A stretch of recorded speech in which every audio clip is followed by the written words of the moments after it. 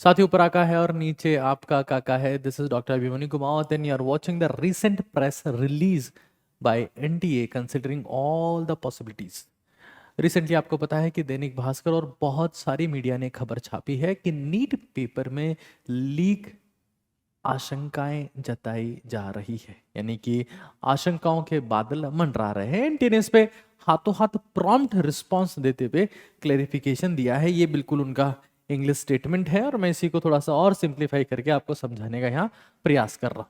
उनका कहना है कि 3 मई को जो उनका स्टेटमेंट है, जो उनका प्रेस रिलीज है, उसी का हिंदी ट्रांसलेशन यहाँ पर किया गया है समझाने के लिए।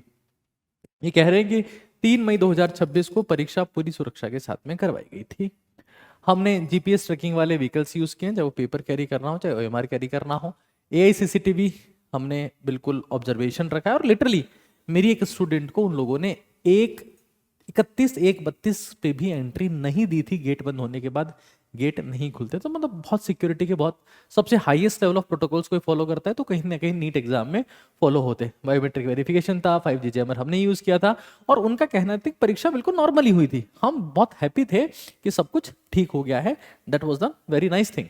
लेकिन 7 मई को एनटीए को कुछ संदिग्ध गतिविधियों की जानकारी मिली और ये एनटीए को मेल के माध्यम से मिली, जो बच्चों ने भेजी या किसी और ने भेजी, लेकिन भेजी चूंकि इनकी प्राइवेसी बहुत इंपॉर्टेंट है इसलिए इनके बारे में कोई इन्फॉर्मेशन कभी रिलीज नहीं किया गया, ना पुलिस के द्वारा, एसओजी के द्वारा, ना कभी एनटीए के द्वारा भेजा गया। ठीक है, 8 मई को एनटीए, देखो ये होता है जब आप अपनी तरफ से पूरा प्रयास करते हो तो आप ये चाहते हो कि यार अगर कुछ ऐसा हुआ भी है तो पता होना चाहिए सबको। तो 8 मई को इन्होंने ये इन्फॉर्मेशन जो है वो इन्वेस्टिगेटिंग एजेंसीज को भेज दी गई।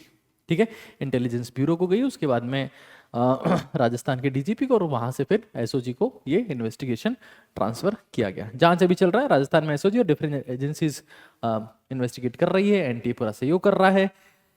एनटी ने भी ये नहीं कहा है कि पेपर लीक हो गया है, हम ये नहीं मान रहे कि पेपर लीक हो गया है। और एनटी ने ये बहुत बहुत क्लेरिफाई किया है कि स्टूडेंट को घबराने की कोई जरूरत नहीं है। देखो एक चीज मैं थोड़ा सा यहां पर मेरी तरफ से ऐड कर रहा हूं, ये प्रेस रिलीज में नहीं है।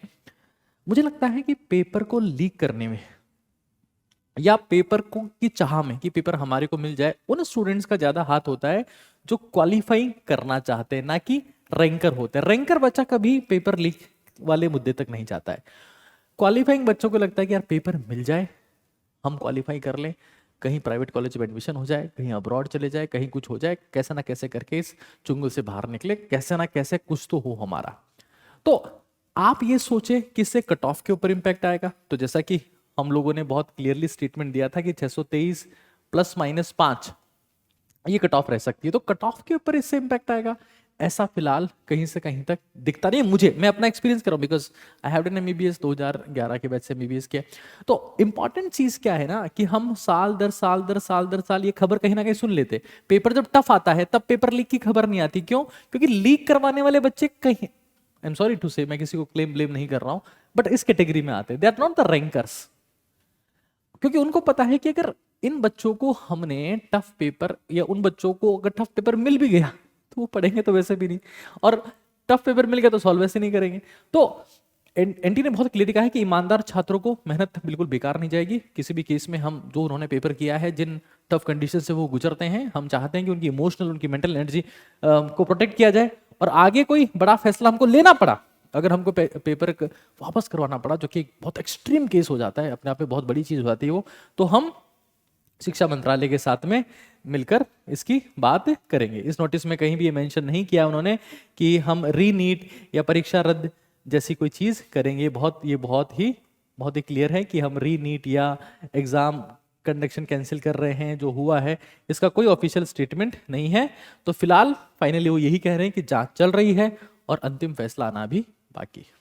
ऊपर आका है और नीचे आपका काका है।